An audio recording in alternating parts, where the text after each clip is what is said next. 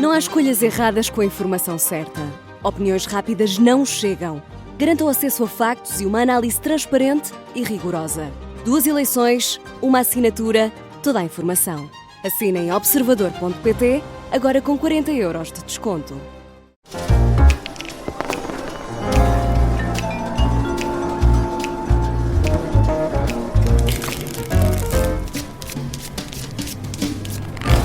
Há sempre tempo para mais um jogo de cartas, também com os nossos ouvintes a darem essas mesmas cartas, a lançarem para a nossa mesa de jogo, Fora do Baralho, edição extra, esta semana com um dos nossos ases economistas, o Luís Aguiar Conraria, a responder aqui. Hoje temos 2 perguntinhas, Luís, vai ser fácil, pode ser? Força, força. Vamos então à habitação.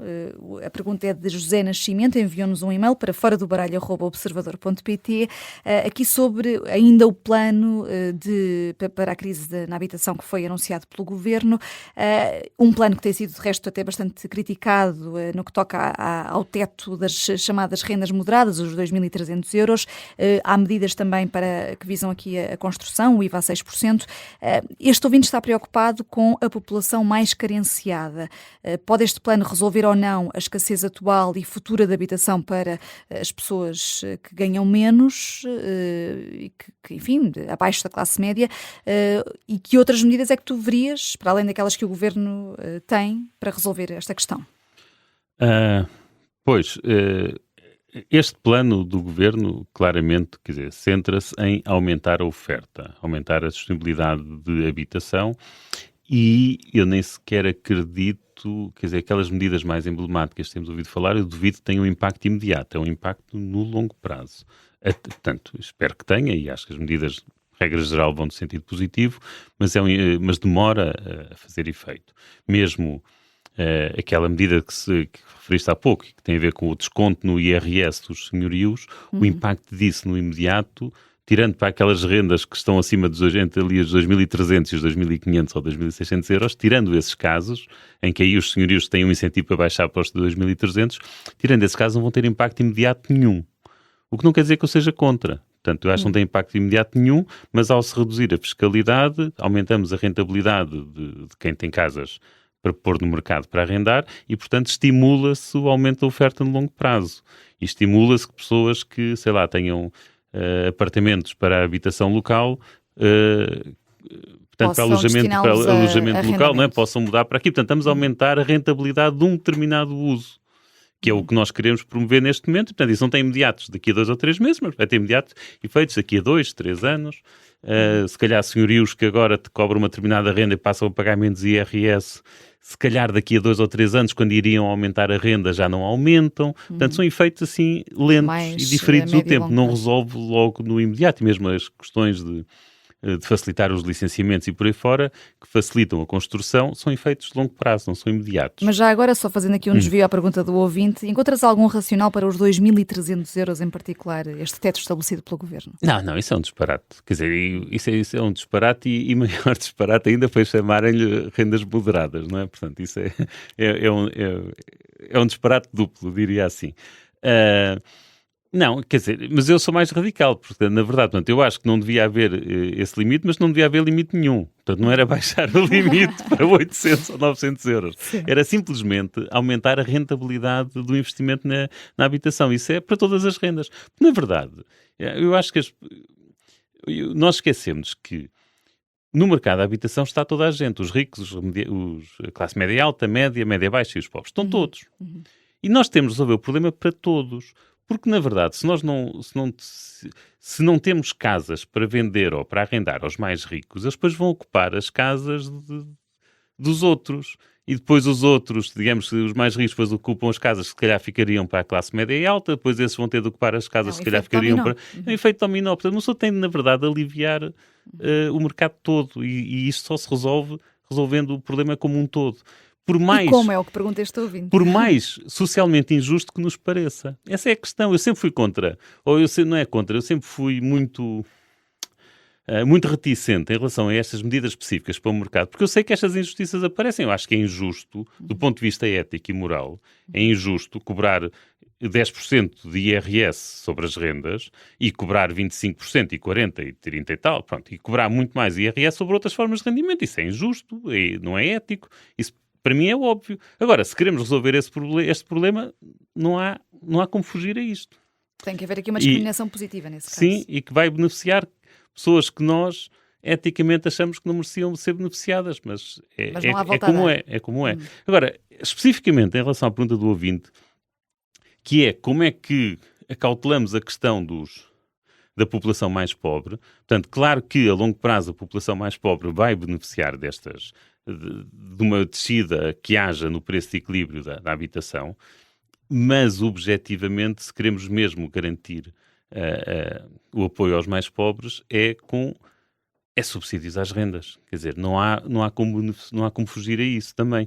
Pode ser na forma de habitação pública, em que, nesse caso, as câmaras ou o Estado, genericamente falando, pode pôr casas abaixo do preço de mercado e entregá-las, portanto, abaixo do preço de mercado. E quando digo preço, falo quer para venda, quer de arrendamento, ok? Aqui preço, estou a incluir os dois. Preço, estou a incluir os dois. E, dessa forma, fornecer a população mais pobre.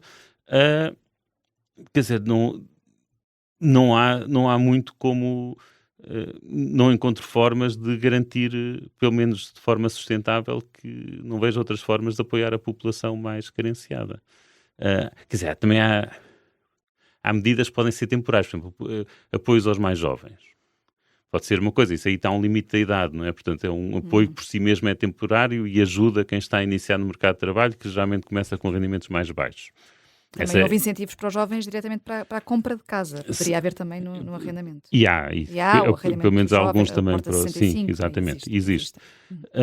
Por acaso existe, não sei se com este plano não há alguns que deixam de existir. Sim, Pronto. Embora o ministro até no Parlamento, o Miguel Pinto Luz, disse que não se acaba com o programa de arrendamento acessível. Apesar do tal conceito mudar de renda acessível para renda a preço moderado.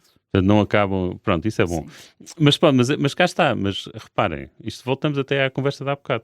Nós, ao fazermos isto, que é apoiar uma determinada classe, e podemos concordar com ela do ponto de vista ético, e a sociedade deve apoiar estas pessoas, do ponto de vista global estamos a agravar o problema, porque aqui estamos a subsidiar a procura e, portanto, estamos a fazer com que depois estejam disponíveis para pagar mais e, portanto, que as rendas não deixam tanto. Mas quer dizer, em economia a eficiência não é tudo. A pessoa tem de se ponderar sempre as questões da eficiência e as da ética. O que me irrita muitas vezes no debate público é que tem-se tendência a esquecer um dos lados, não é? Que há quem só fale da eficiência e há quem só fale na ética como se não se perdesse eficiência. E aqui é preciso pesar os prós e os contras. Portanto, não, aqui não há nenhuma bala de prata, lamento. E pronto. E depois já há a decisão política que tem o efeito que terá, e estaremos aqui também para o avaliar. Vamos à próxima questão, é de Miguel Caetano, sobre as presidenciais, que têm mexido muito, apesar de estarmos num contexto eleitoral que é de autárquicas e não da corrida a Belém, mas Miguel Caetano pergunta-te se não consideras que Gouveia e Melo apresentou a candidatura ou a protocandidatura na altura demasiado cedo, quando, na perspectiva deste ouvinte, o almirante não tem um discurso capaz de o sustentar politicamente durante mais de 3 meses. Esta é uma pergunta capciosa no sentido está formulada de forma muito inteligente. Portanto, é evidente que se eu aceitar o pressuposto da pergunta, sou obrigado a considerar que sim, que apresentou a candidatura cedo demais. Porque o pressuposto da pergunta é que Gouveia e Melo não tem discurso para mais do que 3 meses. Sim. Portanto, é evidente que, se aceitar este pressuposto, sou obrigado a concluir que ele não devia ter apresentado a candidatura com uma antecedência superior a 3 meses. Mas a avaliação que fazes... Portanto, dado que as eleições vão ser, quando é que é? Em janeiro, não é? Ainda não há data. Portanto, dezembro, novembro, portanto, só agora é que deveria, seguindo este pressuposto, só em outubro é que, só a seguir às autárquicas, é que ele deveria anunciar. Eu não concordo.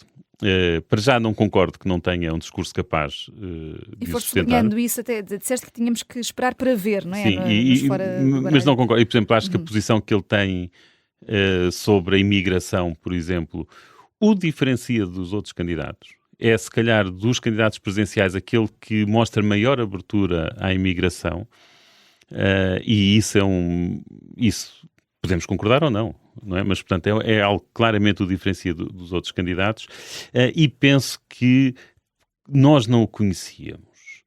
E ele precisa, quer dizer, para lançar uma candidatura tem de ter apoios. Para ter apoios, as pessoas têm de saber o que é que ele pensa e não podia esperar até 3 meses antes para anunciar a sua candidatura e para começar a dizer o que é que verdadeiramente pensa.